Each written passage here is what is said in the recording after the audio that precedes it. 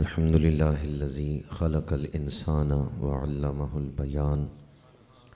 الصلاة والسلام على حبيب الرحمن سيد الإنس والجان صاحب الجود والإحسان سيدنا ومولانا محمد المبعوث بخير الملل والأديان وعلى آله وصحبه بدور الإيمان. اما بعد فاعوذ باللہ من الشیطان الرجیم. بسم اللہ الرحمن الرحیم. سبحان الذی اسری بعبدہ لیلا من المسجد الحرام الی المسجد الاقصی الذی بارکنا حولہ لنریہ من آیاتنا انہ هو السمیع البصیر. صدق اللہ مولانا العظیم. ان اللہ وملائکتہ یصلون علی النبی یا ایہا الذین آمنوا صلوا علیہ وسلموا تسلیما. الصلاة والسلام علیک یا رسول اللہ وعلی آلک واصحابک یا حبیب اللہ. الصلاة والسلام علیک یا رسول اللہ وعلی آلک واصحابک یا حبیب اللہ. زینت مسند صدارت پاسبان آداب شریعت گل گلشن ولایت فخر المشائخ پیر سید سجاد حسین شاہ صاحب دامت برکاتہم العالیہ، انتہائی قابل احترام ذویل احتشام علماء کرام، برادران اسلام، حاضرین و سامعین، کچھ عرصہ پیشتر عاشق خیر الورا قرۃ عیون الصلحاء پروفیسر گلزار انجم صاحب نے مجھے یہ دعوت دی تلونڈی موسیٰ خان کے عشاقان رسول عقیدتوں اور محبتوں کا گلدستہ تیار کر کے مدینہ شریف بھیج رہے ہیں. ان کی خواہش ہے کہ اس گلدستے کی تیاری میں آپ بھی شامل ہوں، تو میں آج اس نیت سے ہی محفل پاک میں آیا ہوں کہ آج تلونڈی موسیٰ خان کی سرزمین سے عقیدتوں اور محبتوں کا جو گلدستہ مدینہ شریف بھیجا جا رہا ہے اس کی تیاری میں مجھ گناہ گار کا نام بھی آ جائے. آپ لوگ اس محفل میں بیٹھے ہوئے ہیں کہ بیٹھے تو ہم تلونڈی کی سرزمین پہ ہیں پر حاضری مدینہ منورہ لگوا رہے ہیں. تلاوت ہوئی، نعت خوانی ہوئی، بیان ہو رہا ہے، ہم سب مل کر وہ گلدستہ تیار کر رہے ہیں جسے سرکار مدینہ کی بارگاہ میں پیش کرنا ہے. کیا خیال ہے آپ لوگوں کا؟ وہ کریم آقا جو طائف کے بازار میں پتھر پھینکنے والوں کو ہدایت کی دعا دیتے ہیں، وہ گلدستے پیش کرنے والوں کو کیا کچھ عطا کریں گے؟ آج اس محفل میں شامل ہو کر ہمیں اپنے گناہ بخشوانے کا ایک موقع مل گیا ہے، اپنا مقدر چمکانے کا موقع مل گیا ہے، قیامت کے دن حضور کی شفاعت حاصل کرنے کا بہانہ مل گیا ہے. ہم کسی عامی کی محفل میں نہیں آئے، ہم رحمت للعالمین کی محفل میں آئے ہیں. حضور کی ذات رحمت ہے تو آپ کی بات بھی رحمت ہے، آپ کا ذکر بھی رحمت ہے. ہمارے آقا کریم شانوں والے ہیں تو آپ کا ذکر بھی شانوں والا ہے. کوئی دوست یہ پوچھ سکتا ہے کہ ٹھیک ہے ذکر تو بڑی شانوں والا ہے، پر ذکر تنہائی میں بیٹھ کر بھی کیا جا سکتا ہے، اکیلے بیٹھ کے بھی درود شریف پڑھا جا سکتا ہے، نعت پڑھی جا سکتی ہے. پھر یہ محفل کا کیا فائدہ ہے؟ محفل میں حضور کے عاشق اکٹھے ہوئے، دیوانوں کا اجتماع ہوا، مشائخ تشریف لائے، علماء تشریف لائے، ایک کہکشاں سجی ہوئی ہے سٹیج پہ علماء اہل سنت کی، سفید داڑھیوں والے بزرگ نظر آ رہے ہیں. کوئی پتہ نہیں ان آنے والوں میں کوئی ایک ایسا ہو جو اللہ کی بارگاہ میں بڑا مقبول ہو. جس کا سوز و گداز دربار نبوی میں پسندیدہ ہو، اور اس آنے والے ایک شخص کے صدقے پوری محفل پہ ہی کرم ہو جائے۔ منڈی میں جب ڈھیری کا سودا ہوتا ہے تو مال چھانٹی نہیں کیا جاتا، منڈی میں جب ڈھیری کا سودا ہوتا ہے تو ناقص مال بھی اچھے مال کے ساتھ بک جاتا ہے۔ اٹھ فریدا ستے آتے میلہ ویکھن جا، مت کوئی مل جائی بخشے آتے تو بھی۔ آج آپ لوگوں نے یہ محفل سجا کے رسول اللہ صلی اللہ علیہ وآلہ وسلم کے ساتھ جس محبت کا اظہار کیا ہے، اللہ بھی آپ کی اس محبت کو دیکھ رہا ہے، اللہ کے رسول بھی دیکھ رہے ہیں۔ سورہ توبہ میں ہے وَقُلِ اعْمَلُوا فَسَيَرَى اللَّهُ عَمَلَكُمْ وَرَسُولُهُ وَالْمُؤْمِنُونَ۔ قرآن پاک نے کہا عمل کرو، تمہارا عمل اللہ بھی دیکھے گا، اللہ کا رسول بھی دیکھے گا۔ مضارعہ پہ سین آیا ہے فَسَيَرَى اللَّهُ عَمَلَكُمْ، اللہ تو عمل سے پہلے ہی جانتا ہے بندہ کیا کرے گا، پھر مضارعہ پہ سین کیوں آیا فَسَيَرَى اللَّهُ عَمَلَكُمْ؟ اس کا مطلب یہ ہے کہ جب بندہ عمل کر لیتا ہے تو پھر ایک نظام ہے کہ فرشتے وہ عمل اللہ کی بارگاہ میں پیش کرتے ہیں، وہ عمل حضور کی بارگاہ میں پیش کیا جاتا ہے تاکہ اس بارگاہ کی عظمت ظاہر ہو جہاں اعمال پیش کیے جاتے ہیں۔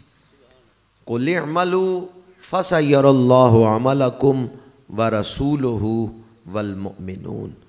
تو آج اس محفل میں شامل ہو کے آپ جس محبت کا اظہار کر رہے ہیں، آپ کسی کی نگاہ میں بیٹھے ہوئے ہیں، اللہ بھی آپ کو دیکھ رہا ہے، اللہ کے رسول بھی دیکھ رہے ہیں۔ تو جب کسی کی نگاہ میں بیٹھے ہوئے ہوں تو کتنی محبت سے بیٹھنا چاہیے، کتنے ادب سے بیٹھنا چاہیے۔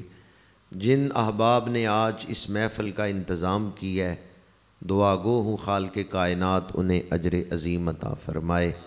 ایک لفظ آپ نے سنا ہوگا کرم بالائے کرم، کرم پر کرم، نور علی نور، نور پر نور۔ تو پروفیسر گلزار انجم صاحب سے میں پوچھوں گا مجھے یہ بتا دیں بارش پہ بارش کو کیا کہتے ہیں؟ چونکہ ادھر نور کی بارش ہو رہی ہے، ادھر باہر پانی والی بارش ہو رہی ہے، تو کتنا پیارا وقت ہے۔ ادھر ذکر رسول ہو رہا ہے تو انوارات رحمتوں کی بارش ہو رہی ہے، اور باہر بھی بارش لگی ہوئی ہے۔ بڑا سہانا وقت ہے جو ہمیں آج اس محفل میں نصیب ہوا ہے۔ دعا گو ہوں منتظمین محفل کے حسن نیت سے بڑھ کے اللہ تعالیٰ اجر عظیم عطا فرمائے۔ آج ماہ رجب شریف کی 24ویں رات ہے، تو 2 دن بعد وہ رات آ رہی ہے جس رات کو حضور کی خاص شانوں کا اظہار ہوا۔ تو چند گھڑیاں حضور کی عظمتیں اور شانیں واقعہ معراج کے حوالے سے بیان کروں گا۔ اللہ تعالیٰ حق گوئی کی توفیق عطا فرمائے۔ اللہ تعالیٰ نے انسانوں کی ہدایت کے لیے انبیاء کرام کو دنیا میں بھیجا۔ سب سے آخر میں میرے اور آپ کے آقا کریم ختم نبوت کا تاج پہن کے تشریف لائے۔ سونے کے پانی سے لکھنے والی بات ابھی حضرت نے کی ہے جب انہوں نے نعرہ لگوایا ہے کہ جو عقیدہ ختم نبوت کو نہیں نہ مانتا، نہ اس کی تلاوت قبول ہے، نہ اس کی نماز قبول ہے، اس کے سارے اعمال ضائع اور برباد ہیں، وہ مومن ہی نہیں ہے جو حضور کو آخری نبی نہیں مانتا۔ صرف نبی ماننے سے مسلمان نہیں ہوگا، مسلمان وہ ہوگا جو حضور کو آخری نبی مان۔ کیا خبر کتنے تارے کھلے چھپ گئے، پر نہ ڈوبے نہ ڈوبا ہمارا۔ کچھ باتیں ایسی ہیں جو تمام انبیاء کرام کی دعوت میں مشترک ہیں۔ ہر نبی نے یہ دعوت دی ہے کہ میں خود نہیں آیا، میں اللہ کا بھیجا ہوا ہوں، اس کا نمائندہ بن کے آیا ہوں، اس کا پیغام تم تک پہنچانے کے لیے آیا ہوں۔ میں اللہ کا بھیجا ہوا ہوں، اس کا نمائندہ ہوں، خالق کائنات نے مجھے بھیجا ہے۔ یہ ہر نبی کی دعوت میں بات موجود ہے۔ اور دوسری بات جو ہر نبی کی دعوت میں ہے، تمہاری نجات میرے ساتھ وابستہ ہے، مجھے مانو گے تو نجات پاؤ گے، میری اتباع کرو گے تو نجات پاؤ گے، مجھے چھوڑ دو گے تو برباد ہو جاؤ گے۔ اب یہ بہت بڑا دعویٰ ہے، لیکن اللہ کریم نے جن ہستیوں سے یہ دعویٰ کروایا ہے انہیں نشانیاں دے کے بھیجا ہے کہ یہ میرے بھیجے ہوئے ہیں، اور جو دعویٰ کر رہے ہیں یہ سچا دعویٰ کر رہے ہیں۔ ان نشانیوں کا ہم معجزات کہتے ہیں، لیکن معجزے کا لفظ قرآن پاک میں نہیں آیا، قرآن پاک میں آیات کا لفظ آیا ہے۔ معجزے کا لفظ اصطلاحات کی کتابوں میں آیا ہے، عقائد کی کتابوں میں آیا ہے معجزے کا لفظ، لیکن قرآن پاک میں آیات کا لفظ آیا کہ اللہ کریم نے نبیوں کو نشانیاں دے کے بھیجا ہے۔ ہر نبی معجزات لے کے آیا، پر جب تاجدار ختم نبوت تشریف لائے تو آپ سراپا معجزہ بن کے آئے، آپ برہان الوہیت بن کے آئے، آپ کا وجود معجزہ ہے، اور اللہ کریم نے آپ کو بے شمار معجزات عطا فرمائے۔ جو معجزات آپ کو عطا کیے گئے ان میں سب سے بڑا معجزہ قرآن پاک ہے۔ سب سے بڑا معجزہ کون سا ہے؟ ماشاءاللہ آج حسن قرات کا اہتمام تھا۔ مسند امام احمد کی حدیث پاک ہے، جس شخص نے ساری زندگی میں ایک آیت بھی شوق سے سنی ہے اس کی قبر میں اندھیرا نہیں ہوگا۔ جب اس کی قبر میں روشنی پھیلے گی، وہ فرشتوں سے پوچھے گا یہ نور کہاں سے آ رہا ہے؟ فرشتے کہیں گے فلاں محفل میں تو نے قرآن کی آیت سنی تھی، اللہ نے تیری قبر کو روشن کر دیا ہے۔ چند احباب نے شوق سے سبحان اللہ کا میری تائید کر دی کہ تم ٹھیک ہی کہہ رہے ہو، باقی سوچ میں پڑ گئے کہیں میں مبالغہ تو نہیں کر رہا، آیت ایک سنی ہے اور قبر روشن ہو گئی ہے۔ حضرت سفیان ثوری فرماتے ہیں مخلوق کے بس کی بات ہی نہیں، خالق کے کلام کی ساری شانوں کو سمجھ سکے۔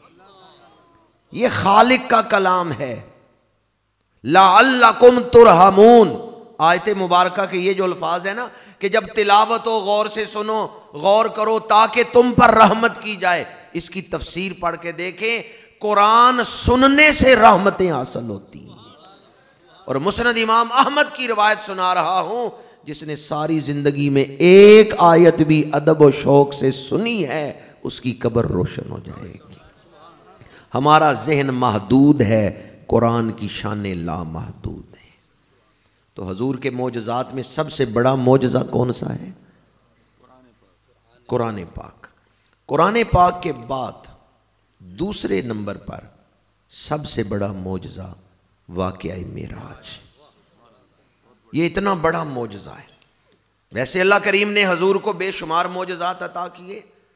آپ پتھر کو حکم دیتے ہیں وہ پانی پہ تیرنے لگتا ہے، درخت کو حکم دیتے ہیں زمین پہ دوڑنے لگتا ہے، انگشت مبارک اٹھاتے ہیں ماہ کا کلیجہ چر جاتا ہے، دعا کے لیے ہاتھ اٹھاتے ہیں ڈوبا ہوا سورج پلٹ آتا ہے، مشکیزے میں دست اقدس رکھتے ہیں پانچوں انگلیوں سے پانی کی نہریں جاری ہو جاتی ہیں، دشمن کی بند مٹھی میں کنکریوں سے کلمہ پڑھا لیتے ہیں۔ اللہ نے حضور کو بے شمار معجزات عطا کیے، لیکن تمام معجزات نبوی میں قرآن پاک کے بعد سب سے بڑا معجزہ واقعہ معراج۔ علماء سے آپ نے اکثر سنا ہوگا قیامت کے دن شفاعت عظمیٰ کا حق صرف حضور کو ہے۔ حضور کے علاوہ کسی مخلوق کو، فرشتے یا نبی کو شفاعت کبریٰ کا حق قیامت کے دن، جس طرح آخرت میں شفاعت عظمیٰ کا مقام صرف حضور کے لیے ہے، اس طرح اس دنیا میں معراج النبی کا مقام کعبہ قوسین میں صرف حضور کے لیے ہے۔ کسی نبی کو اس انداز میں معراج نہیں ہوئی جس انداز میں حضور کو معراج کروائی گئی۔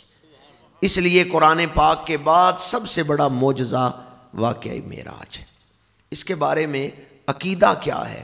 رات کے تھوڑے سے حصے میں بیداری کے عالم میں جسم مبارک کے ساتھ حضور مسجد حرام سے مسجد اقصیٰ تک تشریف لے گئے، مسجد اقصیٰ سے سدرۃ المنتہا تک تشریف لے گئے، سدرۃ المنتہا سے آگے عرش عظیم سے آگے لا مکان کی وسعتوں میں او ادنا کی خلوتوں میں اپنے رب کا دیدار فرمایا ہے۔ عقیدہ معراج سمجھنے کے لیے 4 چیزوں کو یاد رکھنا ضروری ہے۔ پہلی بات یہ کہ واقعہ معراج خواب کا واقعہ نہیں، بیداری کا واقعہ ہے۔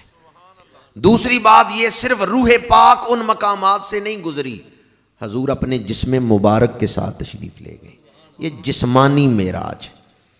اور تیسری بات، حضور صرف سدرۃ المنتہا تک نہیں گئے بلکہ عرش عظیم سے آگے لا مکان کی وسعتوں میں، جہاں کسی کا ذہن نہیں جا سکتا، حضور وہاں اپنے جسم کے ساتھ تشریف لے گئے۔ اور چوتھی بات یہ کہ حضور نے اپنے رب کا دیدار فرمایا ہے۔ ان 4 میں سے کوئی 3 کو مانتا ہے، چوتھی کو نہیں مانتا، کوئی 2 کو مانتا ہے، 2 کا انکار کرتا ہے، کچھ ایسے ہیں کلمہ بھی پڑھتے ہیں اور 4 کو ہی نہیں مانتے۔ لیکن ہم اہل سنت و جماعت قرآن اور حدیث کی روشنی میں ان 4 باتوں کو مانتے ہیں، جسم مبارک کے ساتھ بیداری کے عالم میں سدرۃ المنتہا سے آگے حضور تشریف لے گئے اور اپنے رب کا دیدار فرمایا ہے۔ اب جو انکار کرتے ہیں وہ کس بنیاد پہ؟ وہ کہتے ہیں انسانی جسم اتنا تیز ہوا میں اڑ نہیں سکتا، ورنہ کان کے پردے پھٹ جائیں، ناک سے خون جاری ہو جائے، روشنی سے تیز انسانی جسم فضا میں پرواز نہیں کر سکتا۔ یا اوپر ایک مقام آ جاتا ہے، ہوا ہے، خلا ہے، فضا ہے، جہاں جا کے پھر آکسیجن نہیں ملتی، سانس لینا مشکل ہے، قرہ ناری ہے، اس سے باہر نکلنا مشکل ہے، جسم پگھل جائے۔ یہ ان کے دلائل ہیں۔ وہ جو کچھ بھی سوچتے ہیں فطرت کے دائرے میں رہ کے، نیچر کو وہ سب کچھ سمجھتے ہیں فطرت کے دائرے میں رہ کے۔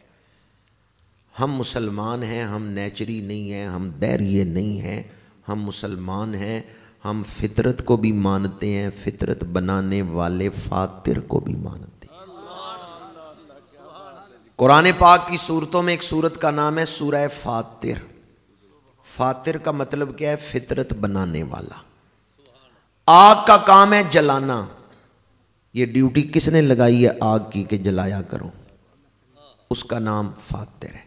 اللہ فاطر السماوات والارض۔ پانی پینے سے پیاس بجھ جاتی ہے، کھانا کھانے سے بھوک مٹ جاتی ہے، یہ فطرت کس نے بنائی ہے؟ اللہ نے۔ جس نے فطرت بنائی ہے وہ فطرت کے آگے مجبور نہیں ہے، وہ جس طرح چاہے فطرت کو بدل بھی سکتا ہے۔ آگ کی فطرت ہے جلانا۔ حضرت ابراہیم علیہ السلام کو نار نمرود میں ڈالا گیا، فاطر نے فطرت کو بدل دیا۔ قلنا یا نار کونی بردم وسلاما علی ابراہیم، ہم نے حکم دیا اے آگ ٹھنڈی ہو جا اور سلامتی والی ہو جا۔ حضرت ابراہیم کے لیے اللہ نے آگ کی فطرت کو بدل دیا ہے۔ حضرت صالح علیہ السلام کے پاس قوم آئی، انہوں نے کہا ہم آپ کو نبی مانیں گے اگر آپ چٹان سے جوان اونٹنی پیدا کر کے دکھائیں۔ پتھر پھٹے، پتھر کے پیٹ سے اونٹنی پیدا ہو، چوپایا پیدا ہو لیکن پتھر کے پیٹ سے، اور وہ اونٹنی جب باہر آئے تو حاملہ ہو، گابن ہو، وہ بچے کو جنم دے۔ یہ سوال خلاف فطرت تھا، پتھروں سے اونٹنیاں نہیں پیدا ہوتی، سوال خلاف فطرت تھا۔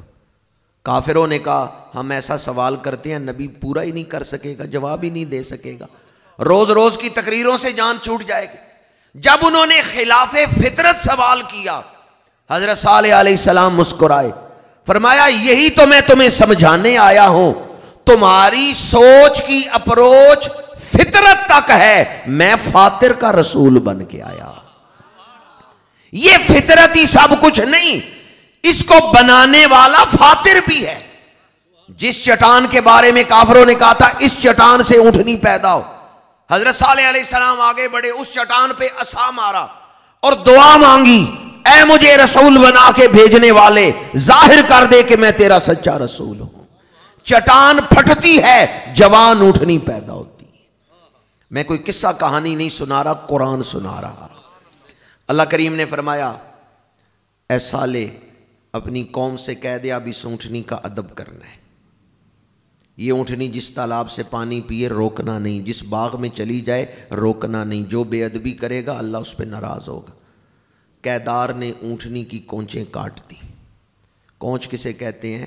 پیر کی جو ایڑی ہے اس کے پیچھے ایک موٹی رگ ہوتی ہے، وہ پنڈلی کی طرف اٹھتی ہے، اسے کونچ کہتے ہیں، وہ کاٹ دیں پیر وزن نہیں اٹھاتا۔ کیدار نے اٹھنی کی کونچیں کاٹیں، اٹھنی گر گئی، قرآن کہتا ہے فَدَمْدَمَ عَلَيْهِمْ رَبُّهُمْ بِذَنبِهِمْ فَسَوَّاهَا۔ بے ادبی ایک شخص نے کی ہے، پوری قوم پہ عذاب کیوں آیا ہے؟ جنہوں نے بے ادبی کی نہیں تھی پر بے ادبی پہ راضی تھے وہ بھی مبتلا عذاب ہوئے ہیں۔ جب کوئی بے ادبی والا لفظ کانوں سے ٹکرائے تو توبہ کریں، یا اللہ ہمارا بے ادبوں سے کوئی تعلق نہیں، ورنہ جو خود بے ادبی نہ کرے پر بے ادبی پر راضی ہو وہ بھی مبتلا عذاب ہوتا۔ حضرت صالح علیہ السلام کے لیے اللہ نے تخلیق کی فطرت کو بدل دیا کہ پتھر سے اونٹنی پیدا فرما دی۔ وقت نہیں کہ اور مثالیں قرآن پاک سے دیتا۔ حضرت عزیر کا واقعہ موجود ہے۔ آپ لوگوں نے گھروں میں فریجیں رکھی ہوئی ہیں، دودھ خراب نہ ہو، کھانا خراب نہ ہو، فریج میں رکھ دیتے ہیں، 2 دن بعد استعمال کر لیتے ہیں، 3 دن بعد، کیونکہ باہر کھانا پڑا رہا تو خراب ہو جائے گا۔ قرآن کہتے ہیں حضرت عزیر علیہ السلام نے کھانا رکھا ہے، سو گئے ہیں، 100 سال بعد اللہ نے اٹھایا ہے۔ کتنے سالوں بعد؟ لم یتسنہ، وہ کھانا باسی نہیں ہوا، جس ٹمپریچر پہ رکھا ہے اسی ٹمپریچر پہ، 100 سال بعد، نہ ذائقہ بدلا ہے، نہ اس کی خوشبو بدلی ہے، نہ اس کا ٹمپریچر بدلا ہے، جس حالت پہ رکھا تھا 100 سال بعد بھی اسی طرح ہے۔ اللہ نے اس کھانے کو وقت سے بلند کر لیا ہے، وقت کا اس پہ اثر ہی نہیں ہوا۔ تو جس رب نے حضرت عزیر کے لیے، حضرت ابراہیم خلیل اللہ کے لیے، حضرت صالح علیہ السلام کے لیے فطرت کو بدل دیا، اسی فاطر نے معراج کی رات اپنے محبوب کے لیے زمان و مکان کی فطرت کو بدل دیا ہے۔ پنجابی میں کسی نے بڑی خوبصورت ترجمانی کی ہے، سی معراج ایک راز محبتاں دا، نہیں سی ہر ایک دی سمجھ وچ آن والا، سدیا طالب تے گیا مطلوب اوتھے، جبریل سی صد لے جان والا، بازے آخ دے بنا دروازیاں دے، کیویں گیا او عرشاں تے جان والا، ابر عقل دا ایتھے دخل کیے، جانے جان والا یا لے جان والا۔ سبحان اللذی اسرا، پاک ہے وہ ذات جس نے سیر کروائی۔ اللہ زی کے ساتھ بیان کی ہے، اللہ زی بہت ہیں پر سبحان اللہ زی ایک ہی ہے۔ اللہ زی کے ذریعے اللہ کریم نے معراج کو بیان کی ہے، اپنی ذات پہ دلیل بنا کے بیان کی ہے معراج کو۔ ایک نکتہ اور عرض کر رہا ہوں جس کا ہماری عملی زندگی سے بڑا گہرا تعلق ہے، اور پھر میں معراج کے حوالے سے 1-2 عظمت کے نکتے عرض کر کے گفتگو سمیٹتا ہوں۔ سیرت پڑھیں، معراج کس موقع پر ہوئی ہے؟ طائف کے بعد معراج ہوئی ہے۔ پہلے طائف کا واقعہ ہے، پھر معراج کا۔ 11 سال ہو گئے ہیں تبلیغ کرتے، حضور کے راستے میں کانٹے بچھائے گئے، اس مرحلے سے حضور گزر آئے ہیں۔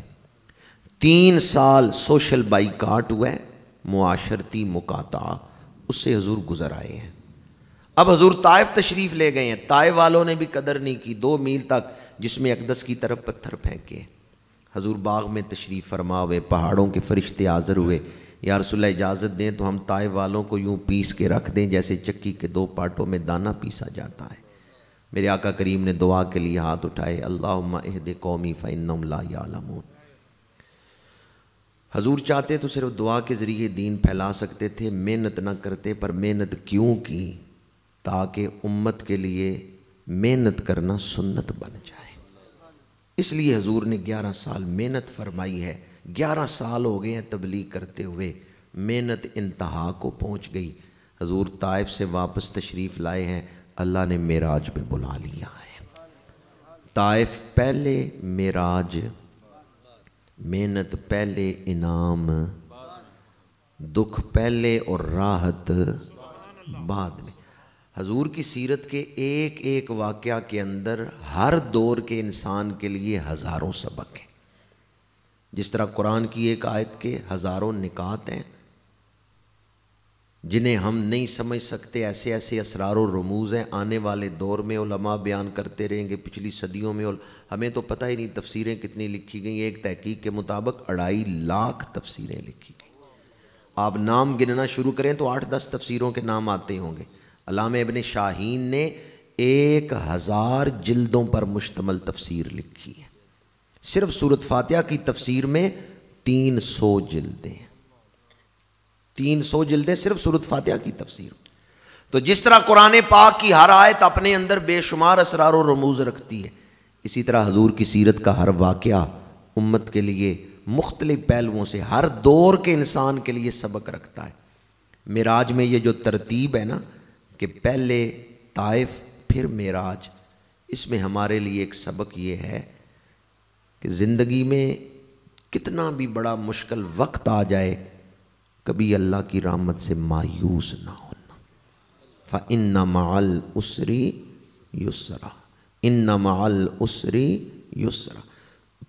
جس دور سے ہم زندگی گزار رہے ہیں، جس دور میں ہم جی رہے ہیں، اس دور میں مایوسیاں پھیل رہی ہیں، بعض لوگ مایوسیاں پھیلا رہے ہیں۔ نہ اسلامی نظام تعلیم ہے، نہ اسلامی نظام معیشت ہے، نہ اسلامی نظام معاشرت ہے۔ غیر مسلموں نے اس دور میں مسلمانوں کو کنٹرول کیا ہوا ہے، دبایا ہوا ہے، اسلام کو مذہب بنا دیا ہے، دین نہیں رہنے دیا۔ تو مایوسیاں پھیلتی ہیں ان حالات میں۔ آج کل وہ آدمی محسن ہوگا اس قوم کا جو اس قوم کو مایوس ہونے سے بچا لے۔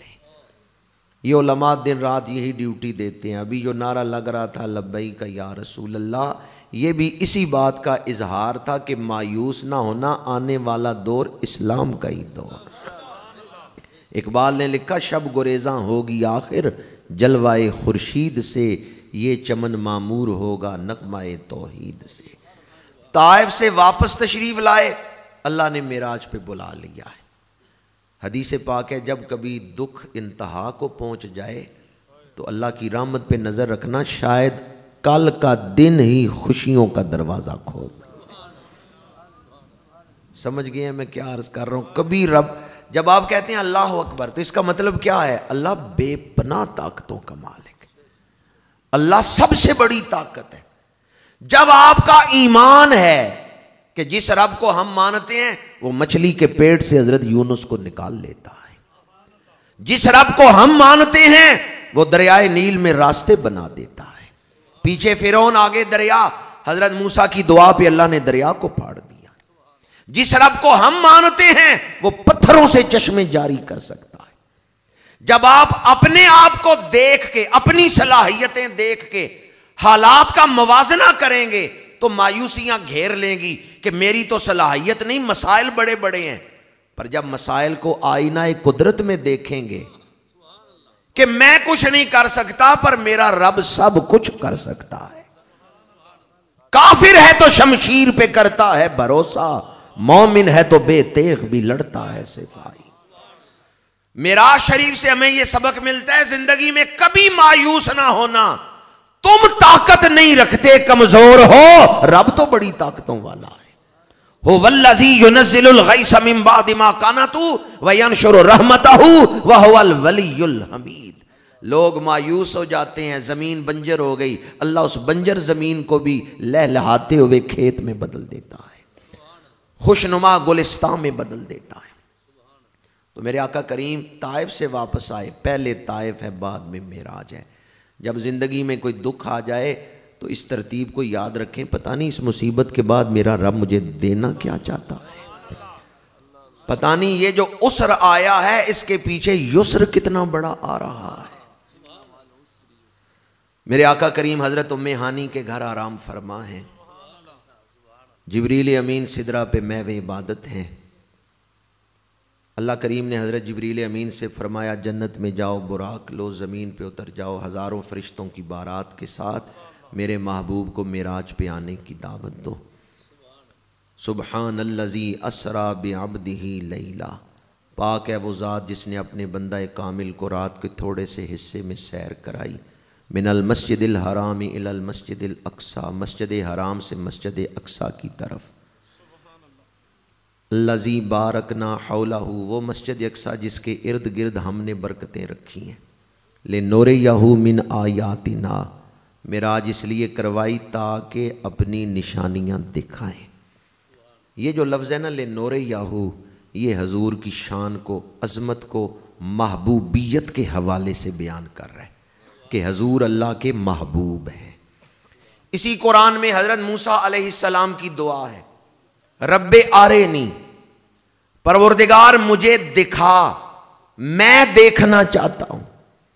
حضرت موسیٰ علیہ السلام کا مقام ہے آرینی، حضور کا مقام ہے لے نوریہ۔ علماء سے پوچھیں آرینی اور لے نوریہ میں فرق کیا ہے؟ آرینی پروردگار مجھے دکھا، میں دیکھنا چاہتا ہوں، لے نوریہ رب فرماتا ہے محبوب آ، تجھے میں خود دکھانا چاہتا ہوں۔ کوئی دیکھنا چاہتا ہے، کسی کو رب خود دکھانا چاہتا ہے۔ تبارک اللہ ہے شان تیری، تجھی کو زیبا ہے بے نیازی، کہیں پہ وہ جوش لنترانی، کہیں تقاضے وصال کے تھے۔ حضور چادر لے کے حضرت ام ہانی کے گھر آرام فرمائے، جبریل امین سدرہ پہ محو عبادت ہیں، حکم ہوا جنت سے براق لو، ہزاروں فرشتوں کی بارات لو، زمین پہ اترو، میرے محبوب کو معراج پہ آنے کی دعوت دو۔ جبریل امین نے ساتوں آسمانوں کے فرشتوں کو راستے سجانے کا حکم دیا ہے، جن راہوں سے محبوب نے گزرنا ہے۔ فرشتے ایک دوسرے سے پوچھتے ہیں فلک پھر کیوں سجایا جا رہا ہے، فلک پھر کیوں سجایا جا رہا ہے؟ جبریل کہتے ہیں محمد کو بلایا جا رہا ہے۔ عید کا لفظ اس خوشی کا اظہار نہیں کر سکتا جو اس وقت فرشتوں کو ہوئی جب حضرت جبریل امین نے فرمایا حضور آسمانوں کی سیر کے لیے تشریف لا رہے ہیں۔ وہ فرشتے جو درود پڑھتے تھے پر ابھی تک حضور کی زیارت نہیں ہوئی تھی، وہ خوش ہو کے ایک دوسرے سے کہتے ہیں آج اس محبوب کی زیارت ہوگی جن پر ہم درود بھیجتے ہیں۔ درود تو پہلے فرشتے پڑھتے تھے، پر کئی فرشتے ایسے ہیں کبھی آسمان سے نازل ہی نہیں ہوئے، اترے ہی نہیں، ہمیشہ آسمانوں پہ ہی رہتے ہیں۔ جب جبریل نے کہا نا آج حضور تشریف لا رہے ہیں، تو فرشتے خوشی سے ایک دوسرے سے کہتے ہیں آج محبوب کا دیدار ہوگا، جن پہ ہم درود بھیجتے ہیں آج ان کا دیدار ہوگا۔ جبریل امین زمین پہ اترے، براق کو، فرشتوں کو مسجد حرام میں بیت اللہ شریف کے قریب کھڑا کیا، خود حضرت ام ہانی کے مکان کی چھت سے اندر داخل ہوئے۔ کیا دیکھا؟ حضور چادر لے کے آرام فرما ہے۔ اب یہاں 3 روایتیں ہیں۔ ایک روایت یہ ہے کہ حضرت جبریل امین نے نہیں اٹھایا حضور کو، حضور خود اٹھ بیٹھے، اللہ نے اٹھا دیا ہے۔ دوسری روایت یہ ہے کہ حضرت جبریل امین نے اپنے پر حضور کے قدموں سے مس کیے، اور تیسری روایت یہ ہے کہ حضرت جبریل امین نے عرض کیا پروردگار تیرا محبوب آرام فرمائے، چادر سے چہرہ بھی ڈھانپ رکھا ہے، تیرا پیغام سناؤں تو کس طرح، محبوب کو اٹھاؤں تو کس طرح؟ حکم ہوا قبل قدمئی، اے فرشتوں کے سردار سوچتا کیا ہے؟ اپنے کافوری ہونٹوں سے محبوب کے قدموں کی تلیاں چومنا شروع کر دیں۔ اب فرشتوں کا سردار جھک رہا ہے، نوریوں کا تاجدار جھک رہا ہے، سید الملائکہ جھک رہے ہیں۔ علامہ سید محمود رضوی رحمت اللہ تعالیٰ علیہ نے فیوز الباری میں لکھا ہے، علامہ ابن حجر اسقلانی رحمت اللہ علیہ شارح بخاری نے نقل کی ہے، 24,000 دفعہ جبریل حضور کی بارگاہ میں حاضر ہوئے ہیں۔ اعلان نبوت کے بعد 23 سالوں میں 24,000 دفعہ آئے، پر کبھی سر پہ تاج نہیں پہن کے آئے۔ معراج کی رات جب جبریل سدرہ سے چلے، اللہ کریم نے فرمایا جبریل تاج پہن کے جا۔ پروردگار پہلے کبھی تاج پہننے کا حکم نہیں دیا، آج کیوں تاج پہنایا جا رہا ہے؟ فرمایا منشاء خداوندی یہ ہے جب فرشتوں کا سردار محبوب کے قدم چومے گا، جبریل کا تاج مصطفیٰ کے قدموں میں پڑا ہوا ہوگا۔ بریلی کے تاجدار کہتے ہیں تاج روح الامی کے موتی جسے سجدہ کرے۔ ان ایڑیوں کی کیا عظمت ہے، کیا شان ہے، واہ واہ ان ایڑیوں کو رب نے کیا عظمت عطا کی ہے۔ بریلی کے تاجدار کہتے ہیں تاج روح الامی کے موتی جسے سجدہ کرے۔ حضرت جبریل امین کی بڑی رفتار ہے، جبریل سدرہ پہ ہیں، ایک لمحے میں کنان کے کنویں میں آ جاتے ہیں، 7 آسمانوں کا فاصلہ طے کر کے حضرت یوسف کو پروں پہ اٹھا لیتے۔ جبریل امین معراج کی رات جب حضور کے قدم چوم رہے ہیں، زبان حال سے اعلان کر رہے ہیں یا رسول اللہ میرے پروں کی بڑی پرواز ہے، میں چشم زدن میں سدرۃ المنتہا سے منا کی وادی میں آ جاتا ہوں، چھری کے نیچے سے حضرت اسماعیل کو ہٹا کے دمبا رکھ دیتا ہوں، پر یا رسول اللہ آج میں آپ کے قدم چومتا ہوں، جو رفتار آپ کے قدموں کی ہے وہ میرے پروں کی طاقت نہیں ہے۔ پنجابی میں ترجمہ کرتا ہوں، کوئی دوست محروم نہ رہے اس مضمون کو سمجھنے سے۔ چودیں طبقیں تماں جس دی سیر دیاں، چودیں طبقیں تماں جس دی سیر دیاں، کون کرے گا ریساں اس دے پیر دیاں، کون کرے گا ریساں اس دے، کون کرے گا ریساں اس دے، کھائی قرآن خاکے گزر کی قسم، اس کفے پاکی حرمت پہ۔ اللہ تعالیٰ آپ سب کو عمرہ نصیب فرمائے، اللہ تعالیٰ حج بیت اللہ کی سعادت نصیب فرمائے۔ کعبہ شریف کے پاس ایک پتھر پڑا ہوا ہے، مقام ابراہیم، اس پہ حضرت ابراہیم کے قدموں کا نشان لگا ہوا ہے۔ ماشاءاللہ ہمارے جو مہمان تشریف لائے ہیں میں انہیں خوش آمدید کہتا ہوں۔ تنزانیہ کے مشہور نجم القراء ہیں، استاذ القراء ہیں، ابھی ان کی تلاوت سے، ان کے لحن سے آپ لوگ مستفید ہوں گے۔ ہم انہیں اس محفل میں آمد پر خوش آمدید کہتے ہیں۔ اہلا و سہلا مرحبا۔ میں آپ کی خدمت میں قدموں کی شان عرض کر رہا تھا۔ حضرت ابراہیم علیہ السلام کے پیروں کا نشان لگا ہے پتھر پہ، 4500 سال پہلے اس پتھر پہ نشان لگا۔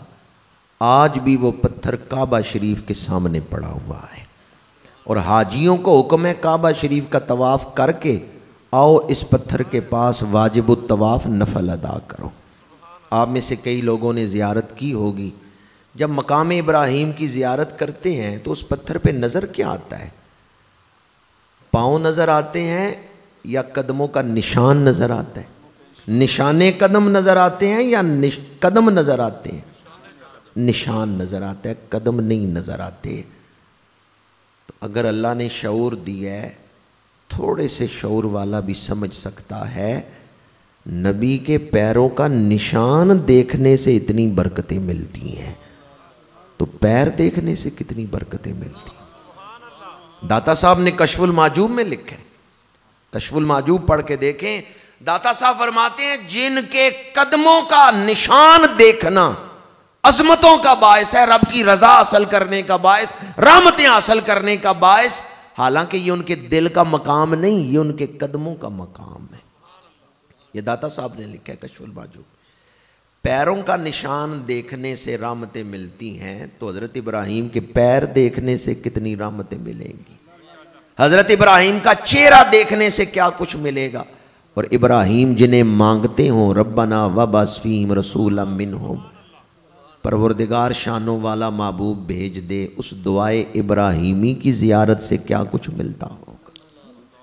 اس لیے آپ نے اکثر علماء سے سنا ہوگا بڑے سے بڑا ولی صحابی نہیں بن سکتا، کیونکہ جو تلاوت صحابی نے کی ہے وہ بعد والا امتی نہیں کر سکتا۔ ساری زندگی میں ایک ملاقات ہوئی حضور سے، ایک حاضری ہوئی دربار نبوی میں، صحابی بن گئے، اتنے بلند مقام پہ پہنچ گئے۔ دوبارہ حاضری نہیں ہوئی مجلس نبوی میں، پر اتنے بلند مقام پہ پہنچ گئے کہ بڑے سے بڑا ولی ان کے قدموں کی خاک تک نہیں پہنچ سکتا۔ جن کی ایک حاضری ہوئی انہیں اتنا بلند مقام ملا ہے، تو جو سفر و حضر میں رہی ساتھ ہیں، جنہیں حضور نے معیت الہیہ میں اپنے ساتھ شامل کر لیا، ان اللہ معنا۔ ولیوں کے لیے صحابی بننا مشکل ہے، صحابہ کے لیے صدیق اکبر بننا مشکل ہے۔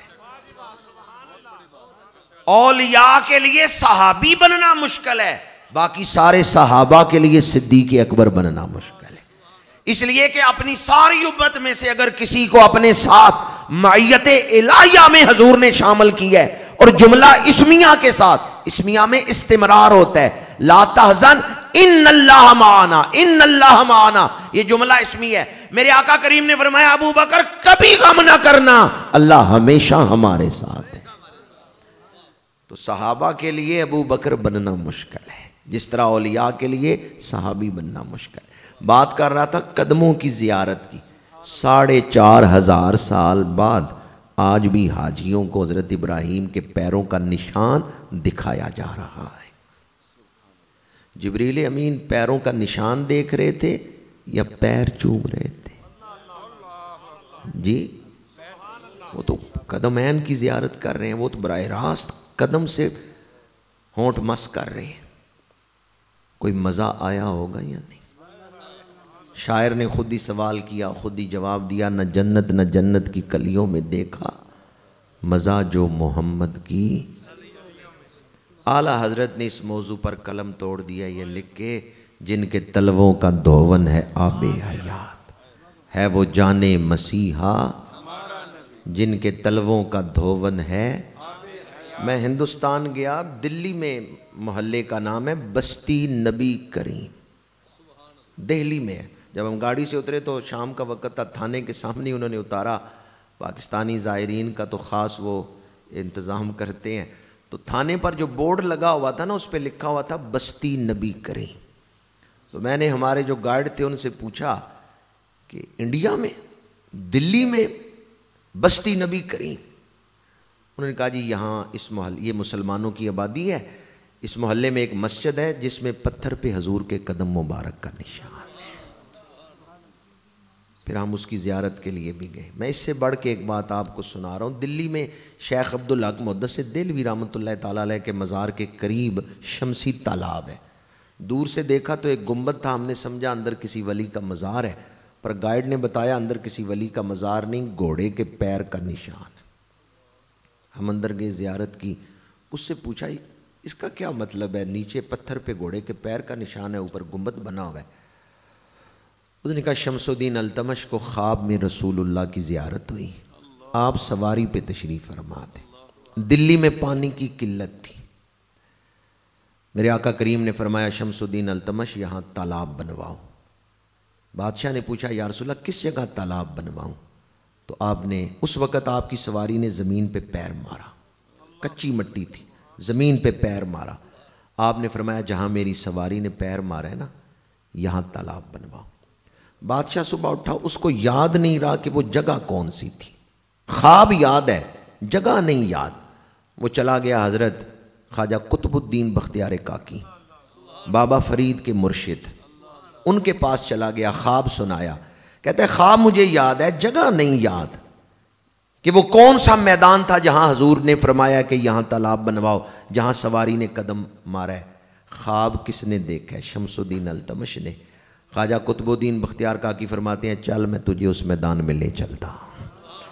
اس جگہ پہ جا کے فرمایا یہ دیکھ سواری کے پیروں کا نشان لگا ہوا ہے، جہاں خواب میں اس نے دیکھا نا سواری نے پیر مارے، وہاں زمین پہ مٹی اکھڑی ہوئی تھی۔ اس نے کاریگر بلوائے، اس نے کہا پتھر اس طرح لگاؤ کہ یہ پیر محفوظ ہو جائے۔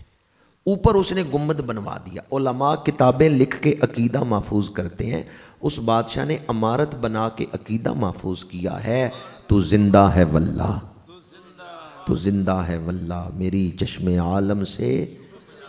اس نے عمارت بنوا کے عقیدہ محفوظ کیا ہے کہ حضور آج بھی زندہ ہیں، امت کے حالات جانتے ہیں، جہاں تشریف لے جانا چاہیں تشریف لے جا سکتے ہیں، امت کی دستگیری فرماتے ہیں۔ بات ہو رہی تھی قدم کی، جن کے تلووں کا دھون ہے آب حیات، ہے وہ جانے مسیحا ہمارا نبی۔ جبریل امین نے قدم چومے، حضور اٹھ بیٹھے۔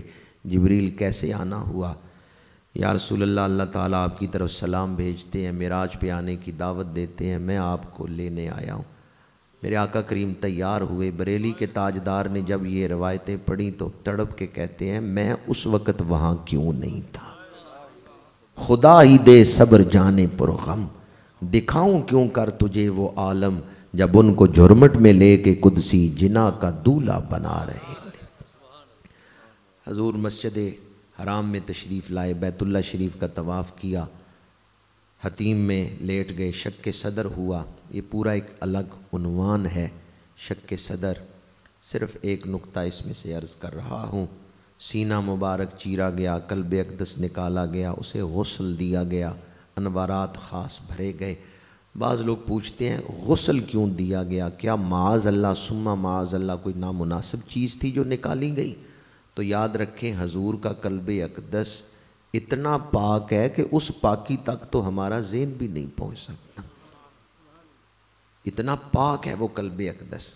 پھر غسل کیوں دیا گیا؟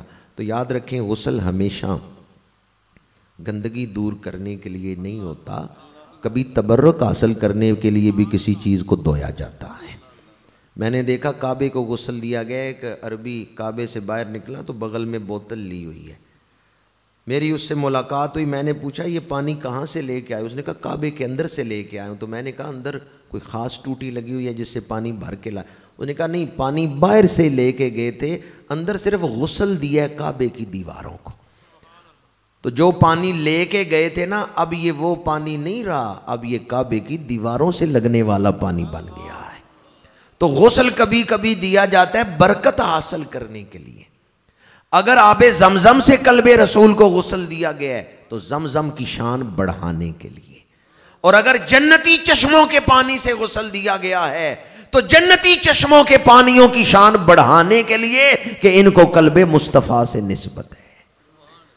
وہ غسل جو قلب مصطفیٰ کو دیا گیا ہے وہ پانیوں کی شان بڑھانے کے لیے، تبرک حاصل کرنے کے لیے۔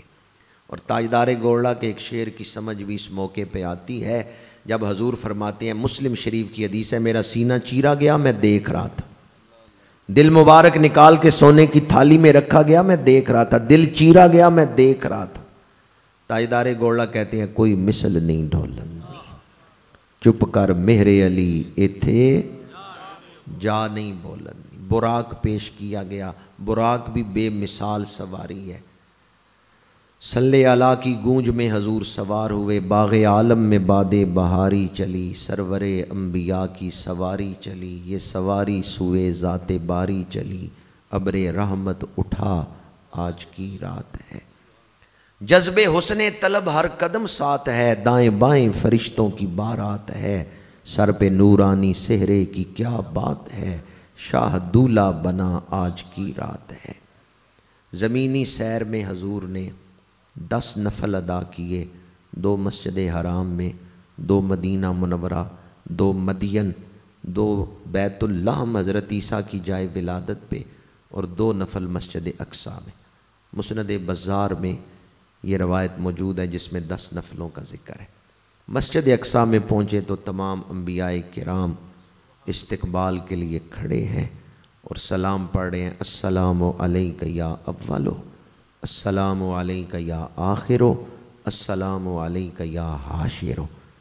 اس میں انہوں نے کائنات کا خلاصہ نکال کے بیان کر دیا ہے، اول بھی آپ ہیں، آخر بھی آپ ہیں، اور قیامت کے دن جو کچھ ہوگا آپ کی مرضی کے مطابق ہی ہوگا۔ السلام علیک یا اولو، السلام علیک یا آخرو، السلام علیک یا حاشرو۔ نبیوں نے یہ سلام کھڑے ہو کے پڑھے، وہ استقبال کے لیے کھڑے ہیں صفیں بنا کے۔ پتہ چلتا ہے کھڑے ہو کے سلام پڑھنا شرک، چند لوگ ہی بولے ہیں، باقیوں کے نزدیک شرک تو نہیں ہے۔ مجھے نہیں پتا کون تماشائی بیٹھا ہے کون تمنائی بیٹھا ہے۔ محفل میں تمنائی بھی آتے ہیں، تماشائی بھی آتے ہیں۔ تماشائی بن کے نہ بیٹھے، تمنائی بن کے بیٹھے۔ کھڑے ہو کے درود پڑھنا شرک، اگر کوئی کہے نا بھی کھڑے ہو کے درود پڑھنا شرک ہے تو آپ کے یہ شرک تو آپ بھی نماز جنازہ میں کرتے ہیں۔ نماز جنازہ کی دوسری تکبیر میں کیا پڑھا جاتا ہے؟ صفیں بنی ہوئی ہیں، ہاتھ باندھے ہوئے ہیں، وہ درود بیٹھ کے پڑھتے ہیں یا کھڑے ہو کے پڑھتے ہیں؟ اگر کھڑے ہو کے درود پڑھنا شرک ہے تو پھر نماز جنازہ میں اس کی اجازت کیوں دی گئی؟ صفیں بندھی ہیں، ہاتھ باندھے ہوئے ہیں اور درود پڑھ رہے ہیں، کھڑے ہو کے درود پڑھ رہے ہیں۔ پتہ چلتا ہے کھڑے ہو کے درود پڑھنا شرک نہیں۔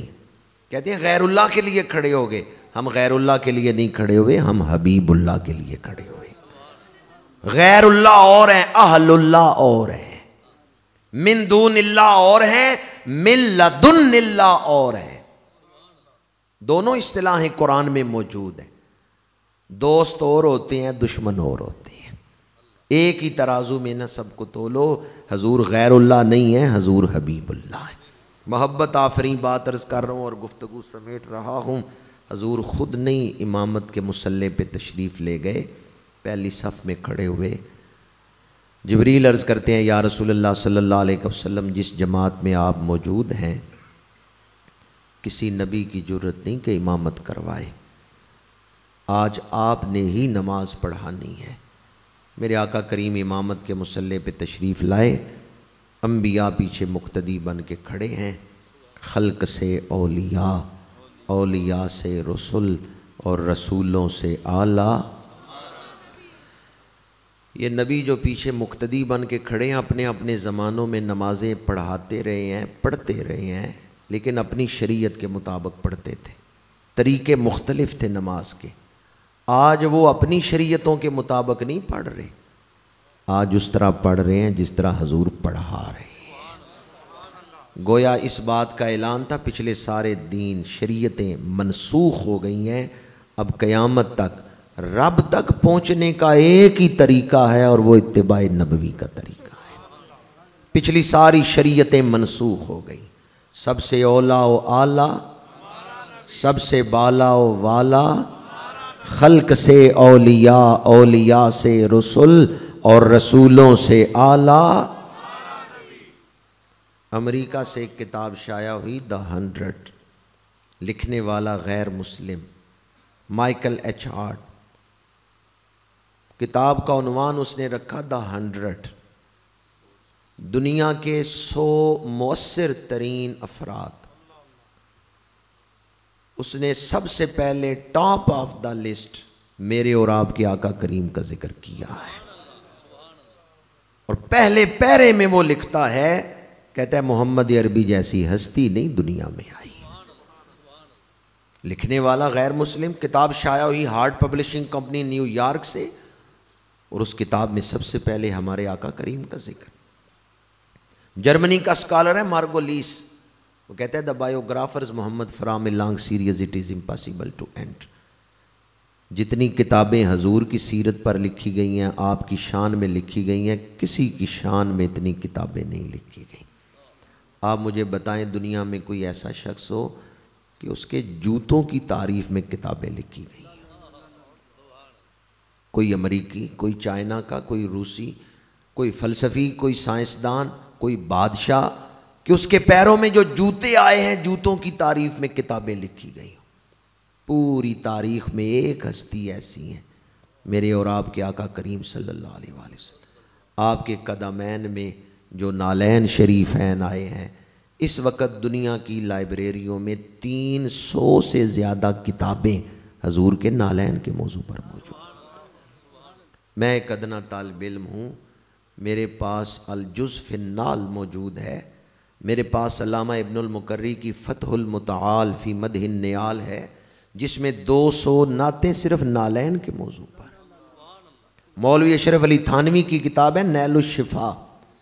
مولوی اشرف علی تھانوی نے لکھا ہے اگر کسی کی دعا قبول نہیں ہوتی، جس کاغذ پہ نالین کا نقش بنا ہوا ہے اسے سر پہ رکھ کے دعا مانگے، اللہ دعا کو قبول فرما لے گا۔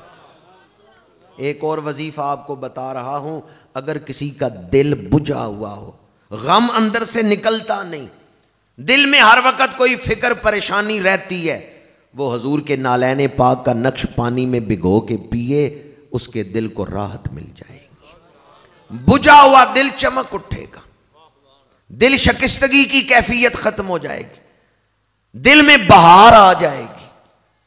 حضور کے نالین پاک، ابھی میں شعر پڑھ رہا تھا، جن کے تلووں کا دھون ہے، تاریخ کی کتابوں میں ہے، اٹلی کے بادشاہ کیسر روم نے، روم اٹلی میں ہے، کیسر روم کو جب حضور کا خط ملا اور جناب ابو سفیان سے اس کی گفتگو ہوئی تو اس نے کہا تھا اے کاش سیاسی مجبوریاں نہ ہوتی، میں سفر کر سکتا تو میں مدینہ منورہ جا کے اس ہستی کے پیر دھو کے پیتا، اور اس لیے نہیں کہ کوئی دنیاوی فائدہ لینے کے لیے، اس لیے کہ اللہ نے انہیں اس قابل بنایا ہے کہ ان کے پیر دھو کے پیے جائیں۔ کیسر روم نے تو صرف خواہش کا اظہار کیا، صحابہ نے عمل کر کے دکھایا ہے۔ بخاری شریف کی حدیث پاک ہے، میرے آقا کریم وضو فرما رہے ہیں حدیبیہ کے میدان میں، صحابہ نے ایک قطرہ پانی کا زمین پہ نہیں گرنے دیا۔ حضور کے وضو مبارک کا پانی لے کے صحابہ پی رہے ہیں، چہرے پہ مر رہے ہیں۔ کیسرے روم نے تو خواہش کا اظہار کیا تھا میں ان کے پیر دھو کے پیتا، صحابہ تو حضور کے پیر دھو کے پی رہے ہیں۔ جن کے تلووں کا دھوون ہے آب حیات، ہے وہ جانے مسیحا قدمین کی تو شان۔ جب میں یہ بات کر رہا ہوں نا کہ صحابہ نے حضور کے قدم مبارک دھو کے پانی پیا، تو دل میں خواہش پیدا ہوتی ہے میں بھی وہاں ہوتا، مجھے بھی یہ تبرک ملتا۔ شمائل ترمذی کی شروحات میں نے پڑھا ہے کہ آج اگر کوئی ان برکتوں سے حصہ لینا چاہے تو حضور کے نالین کا نقش پانی میں بھگو لے، نالین پاک کا نقش پانی میں بھگو کے پی لیں، بجھا ہوا دل روشن ہو جائے گا، دل سے غم نکل جائے گا، دل کو راحت نصیب ہوگی، دل کو ایک سکون ملے گا، ایک طاقت مل جائے گی۔ جن کے تلووں کا دھوون ہے آب حیات، ہے وہ جانے مسیحا سب سے اولا و اعلیٰ۔ جرمنی کی ہی ایک غیر مسلم شخصیت ہے جس نے اسلام قبول کیا، یہ نالین کا ذکر کرتے ہوئے، نالین کی تو شان ہی وراء الورا ہے، مسلمان کے جوتوں کی تعریف میں کرنے لگا ہوں۔ جرمنی کا ایک شہر ہے نیورنبرگ، المدینہ مسجد، وہاں میں ختم نبوت کانفرنس میں شامل ہوا۔ میرے میزبان دوستوں نے بتایا یہ مسجد پہلے شراب خانہ تھی، نائٹ کلب تھا، اس کا مالک غیر مسلم تھا۔ جس دن اس نے اسلام قبول کیا 4 کروڑ روپے کی جگہ اس نے مسجد کو دے دی۔ یہ جس شخص کا میں ذکر کر رہا ہوں اس کا ٹیلی فون نمبر میرے پاس ہے، آپ میں سے کوئی بھی شخص مجھ سے نمبر لے کے خود بات کر سکتا ہے۔ اور اگر آپ کا کوئی دوست، کوئی عزیز رشتہ دار جرمنی میں رہتا ہے، ایڈریس میں علی اعلان بتا رہا ہوں، نیورنبرگ شہر ہے، المدینہ مسجد ہے، محمد عبد الرحمن اس نو مسلم کا نام ہے، نیورنبرگ میں المدینہ مسجد۔ میں اس نو مسلم سے ملا، میں نے کہا تیرے کلمہ پڑھنے کا سبب کیا بنا ہے؟ اس نے ایک طویل واقعہ سنایا۔ پہلی بات اس نے یہ سنائی، کہتا ہے میں نے خواب دیکھا ہے کہ میں مسجد گیا ہوں اور نمازیوں کے جوتے صاف کر رہا ہوں۔ میں صبح اٹھ کے حیران ہوا کہ میں مسلمانوں کے جوتے صاف کر رہا ہوں۔ میرے نہاں خانہ دل سے ایک صدا اٹھی کہ عام مسلمانوں کے نہیں، اللہ کے عبادت گزاروں کے جوتے۔ کہتا ہے میں نے کہا چلو خواب پورا کرتے ہیں۔ مسجد بلال والوں سے میں نے کہا مجھے اجازت دو، میں نمازیوں کے جوتے صاف کرنا چاہتا ہوں۔ وہ حیران ہوئے، انہوں نے کہا یہ غیر مسلم ہے، جوتے کیوں صاف کرنا چاہتا ہے؟ انہوں نے اجازت دے دی۔ میں گیا اندر، نمازی نماز پڑھ رہے تھے، باہر جوتے پڑے ہوئے تھے، میں صاف کر کے چمکا کے رکھ کے آ گیا۔ جس دن میں نے نمازیوں کے جوتے صاف کیے اس رات مجھے مکہ شہر کی زیارت ہوئی۔ اب میرے دل میں اسلام کی محبت پیدا ہوگی۔ میں نے سوچا میں پڑھوں تو صحیح اسلام کی دعوت کیا ہے، اسلام کس طرح زندگی گزارنے کا حکم دیتا ہے۔ میں نے ترجمے والا قرآن منگایا تاکہ مجھے اسلام کی تعلیمات کا علم ہو۔ میں صبح 10-11 بجے بیٹھتا، شام تک ترجمہ پڑھتا رہتا، میرا دل لگ گیا قرآن سے۔ جس دن میں نے ترجمہ مکمل کیا ہے، جس رات والناس تک ترجمہ مکمل کیا ہے، دوسرے دن صبح اٹھا ہوں، بستر سے اتر رہا ہوں، دروازے کی طرف دیکھا، کیا نظر آیا؟ دروازے میں حضور کھڑے ہیں۔ کہتا ہے میں نے سوچا کہ شاید میں خواب دیکھ رہا ہوں، میں نیند میں ہوں۔ پھر احساس ہوا، میں نے اپنے جسم کو ہاتھ لگا کے دیکھا کہ میں خواب میں نہیں، میں تو بستر سے نیچے اتر رہا ہوں۔ دوبارہ دروازے کی طرف دیکھا، روب اتنا تھا میں مسلسل نہیں تھا دیکھ سکتا، حسن اتنا تھا کہ بس میں نظر اٹھا کے دیکھتا پھر نظر جھکا لیتا۔ کہتا ہے حضور نے دعا کے لیے ہاتھ اٹھائے، ہلتے ہوئے ہاتھ نظر آئے تو میں یقین کر گیا میں خواب نہیں دیکھ رہا، میں جاگتے ہوئے زندہ نبی کا دیدار کر رہا ہوں۔ کہتا ہے جس دن حضور کی زیارت ہوئی ہے اس دن میں نے اسلام قبول کر لیا ہے۔ دن 11 بجے 10-11 بجے یہ واقعہ ہوا ہے۔ اسی دن میں مغرب کے وقت شراب خانے آیا ہوں، ساری چیزیں نکلوائی ہیں اور مغرب کی اذان پڑھا دی ہیں۔ بڑا پاکیزہ ماحول بنا ہوا تھا۔ حضور کی زیارت کا ذکر جب ہو رہا تھا تو میں نے اس سے پوچھا، میں نے کہا حضور کا حلیہ پاک تو بیان کرو۔ یقین جانیے اس نے وہی حلیہ بیان کیا ہے جو سیرت کی کتابوں میں لکھا ہوا ہے، اس نے وہی حلیہ بیان کیا ہے جو حدیث کی کتابوں میں لکھا ہوا ہے۔ لیکن ایک جملہ وہ کمال وارفتگی محبت سے بیان کرتا تھا، وہ کہتا ہے حضور صرف سونے نہیں، بہت سونے. حضور صرف سونے نہیں، مجمع تو بہت ہے پر بہت کی آواز نہیں آئی. حضور صرف سونے نہیں، حضور سے زیادہ خوبصورت بھی کوئی چہرہ اللہ نے بنایا ہے؟ میرا ایمان ہے اللہ نے حضور کے چہرہ پاک سے زیادہ خوبصورت کوئی نظارہ بنایا ہی نہیں. مصر کے مشہور عالم امام عبد الوہاب شارانی سورہ مریم کے حروف مقطعات کی تفسیر میں لکھتے ہیں کاف ہا یا عین صاد کن ہا یا عبد اللہ صورتیں یتجملوا بجمال اللہ. اللہ جب حضور کی صورت پاک بنا رہا تھا تو فرما رہا تھا محبوب ایسی صورت بن جاؤ کہ لوگ دیکھتے تجھے جائیں مانتے مجھے جائیں. صورت تیری ہو دلیل میری ہو. کن ہا یا عبد اللہ صورتیں یتجملوا بجمال اللہ. دیکھنے والے تو کہا کرتے ہیں اللہ اللہ، یاد آتا ہے خدا دیکھ کے صورت تیری. حضور صرف سونے نہیں، یا اللہ یہ جو لفظ بہت بولے اسے حضور کا دیدار عطا فرما دے. حضور صرف سونے نہیں، سب سے اولا و اعلیٰ. حضور صرف سونے نہیں، مکھ چند بدر شاشانی ہے، متھے چمکدی لاٹ نورانی ہے، کالی زلف تے اکھ مستانی ہے، مخمور اکھیاں ہن مد بریاں.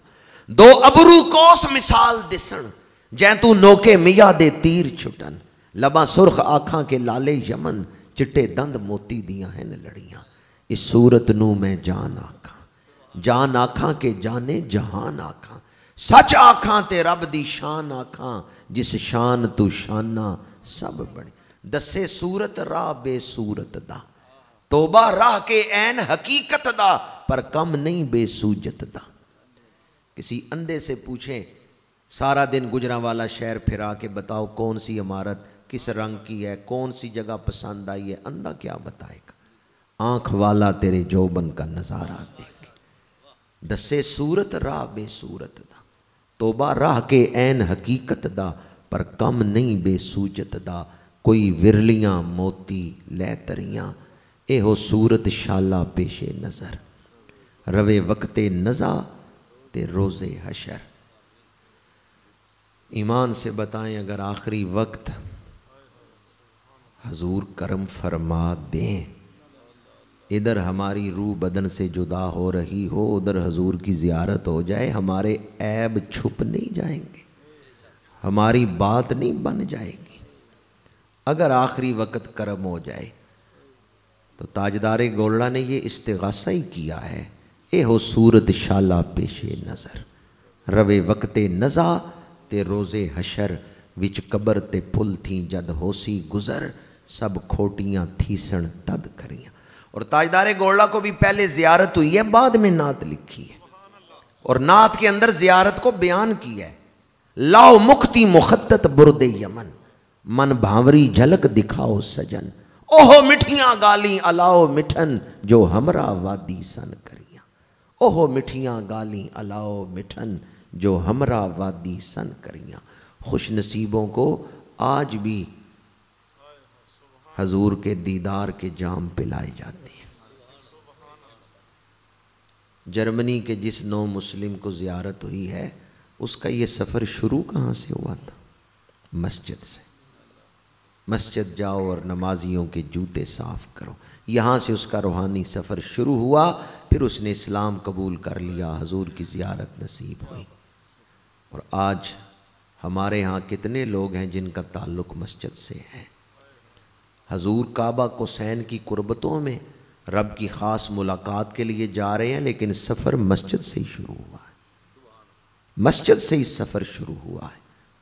آج اگر اس محفل میں کوئی ایک شخص بھی مسجد سے تعلق جوڑنے کا ارادہ کر لے کہ پچھلی زندگی غفلت میں گزر گئی، آئندہ زندگی میں مسجد سے تعلق نہیں ٹوٹنے دوں گا، تو میں سمجھوں گا میرے سفر کا مقصد پورا ہو گیا، اس محفل میں حاضر ہونے کا مقصد پورا ہو گیا. ہمارے ملک کے بہت بڑے سائنسدان تھے ڈاکٹر عبدالقدیر خان.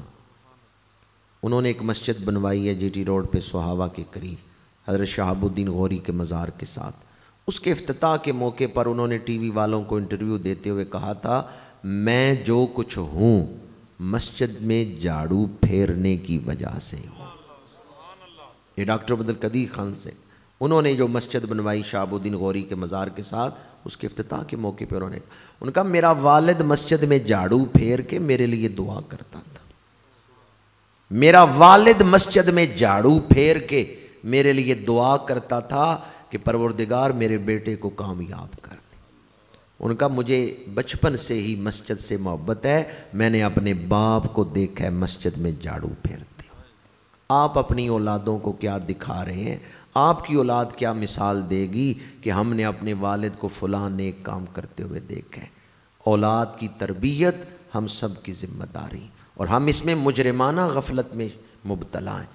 آپ سمجھتے ہیں آپ کے بچے آپ کے گھر میں ہیں؟ نہیں، آپ کے سامنے ہیں، پر ان کا ذہن اغوا ہو چکے، موبائل نے ذہن اغوا کر لیے۔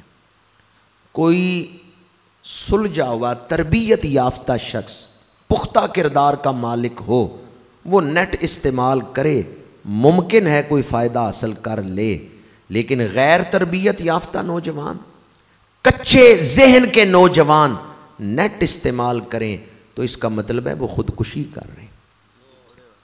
آج ہمارے گھروں میں شخصیت کی خودکشی ہو رہی ہے، کردار مٹ گئے، وجہ انٹرنیٹ ہے۔ ہم نے اولاد کی تربیت نہیں کی اور ان کے ہاتھوں میں موبائل پکڑا دیا۔ یہ چند دن پہلے لاہور میں ایک بچے نے ماں کو قتل کر دیا۔ 9 مہینے ماں نے اس بچے کو پیٹ میں رکھا ہے، اس ماں کو نہیں پتا تھا میں نے اپنا قاتل ہی اپنے پیٹ میں رکھا ہوا ہے۔ پھر 2 سال اس نے دودھ پلایا ہے، اس ماں کو نہیں پتا تھا میں اپنے قاتل کو دودھ پلا رہی ہوں۔ 18 سال کی عمر میں اس نوجوان نے ماں کو قتل کیا، 2 بہنوں کو اور ایک بھائی کو قتل کیا ہے، اور ہائی کورٹ میں اس نے بیان کیا دیا ہے؟ کہتا ہے میں پب جی گیم کھیلتا تھا، وہ میرے ذہن پہ سوار تھی، یہ نیٹ کی وجہ سے۔ جی وہ کہتا ہے میرے ذہن میں یہ تھا کہ مار دیا تو کیا ہوگا، یہ دوبارہ زندہ ہو جائیں گے، جیسے گیم میں وہ دوبارہ زندہ ہو جاتی۔ آج ہماری نسل ہمارے ہاتھوں سے نکلتی جا رہی ہے، 80% معاملہ ہاتھوں سے نکل گیا ہے، لیکن مایوسی کی کوئی بات نہیں ہے۔ آج بھی اگر آپ کوشش کریں تو اپنی اولادوں کو سنبھال سکتے ہیں۔ آپ کے گھروں میں یہ جو پھول کھلے ہیں یہ اسلام کے گلشن کے پھول ہیں، اگر آپ ان کی اچھی تربیت کرتے ہیں اللہ کے رسول خوش ہوں گے، جو اس گلشن کے مالک ہیں وہ خوش ہوں گے۔ اور اگر آپ اسلام کے گلشن میں کھلنے والے پھولوں کی تربیت نہیں کرتے، انہیں خزاں کے حوالے کر دیتے ہیں، تو علامہ اقبال کے والد کی بات مجھے یاد آئی۔ اقبال سیالکوٹ میں تھے، گھر آئے، دروازے پہ دیکھا ایک فقیر کھڑا ہے، تھپڑ مارا اسے، کالج کا زمانہ تھا، تھپڑ مارا۔ سامنے سے علامہ اقبال کے والد آ گئے، انہوں نے اس فقیر سے معافی مانگی، کچھ خدمت کی، فقیر چلا گیا۔ اندر گھر کے آ کے علامہ اقبال کے والد بیٹھ کے رونے لگے۔ اقبال کہتے ہیں ابا جی تھپڑ میں نے فقیر کو مارا ہے، رو آپ رہے ہیں؟ اب یہ جواب سننے والا ہے۔ علامہ اقبال کے والد نے کہا بیٹا اگر قیامت کے دن حضور نے مجھ سے پوچھا ایک بیٹا تجھے دیا تھا تو اس کی بھی نہیں تربیت کر سکا، ایک بچہ تیرے حوالے کیا تو اس کی تربیت نہیں کر سکا، بتا میں حضور کو کیا جواب دوں گا۔ ساری زندگی علامہ اقبال پھر اس حصار محبت سے، احتساب کے حصار سے باہر نہیں نکل سکے کہ میں نے حضور کے سامنے جانا ہے، کیا جواب دوں۔ بستر علالت پہ آنکھوں سے آنسو جاری ہیں اور زبان پہ یہ ربائی جا رہی ہے، تو غنی از ہر دو عالم من فقیر، روز معاشر عذر ہائے من پذیر، ور حساب مراتو بینی ناگزیر، از نگاہ مصطفیٰ پنہاں بگیر۔ پروردگار قیامت کے دن میرا حساب نہ لینا، مجھے بغیر حساب کے ہی بخش دینا، لیکن اگر حساب لینا ضروری ہو تو اتنا کرم کرنا نگاہ مصطفیٰ کے سامنے مجھے رسوا نہ کرنا۔ ساری زندگی پھر اس حصار میرے، از نگاہ مصطفیٰ پنہاں بگی۔ باپ نے ایک بات کی تھی، بچے کے ذہن میں نقش ہو گئی کہ قیامت کے دن اگر حضور نے مجھ سے پوچھا ایک بچہ تیرے حوالے کیا تھا تو اس کی تربیت نہیں کر سکا، میں کیا جواب دوں گا۔ آپ کے گھروں میں جو بچے ہیں اسلام کے پھول ہیں، مستقبل کی قوم ہے، آپ کے لیے صدقہ جاریہ بن سکتے ہیں۔ اللہ تعالی ہمیں اپنا فرض پہچاننے کی توفیق دے۔ اگر ان جلسوں میں آ کے غفلت دور نہیں ہوتی تو پھر یہ جلسے ناکام ہیں۔ اگر ان جلسوں میں آ کے حضور سے تعلق مضبوط سے مضبوط تر نہیں ہوتا تو پھر یہ محفلیں ناکام ہیں۔ میری ساری گفتگو کا پیغام کی محمد سے وفا تو نے تو ہم تیرے ہیں، یہ جہاں چیز ہے کیا لوح و قلم تیرے ہیں۔ اللہ تعالی ہمیں اس دور کے فتنوں سے محفوظ رکھے، بزرگوں کے عقیدوں کے ساتھ جڑے رہنے کی توفیق دے، تڑپنے پھڑکنے کی توفیق دے، دل مرتضیٰ سوز صدیق دے۔ وآخر دعوانا ان الحمد للہ رب العالمین۔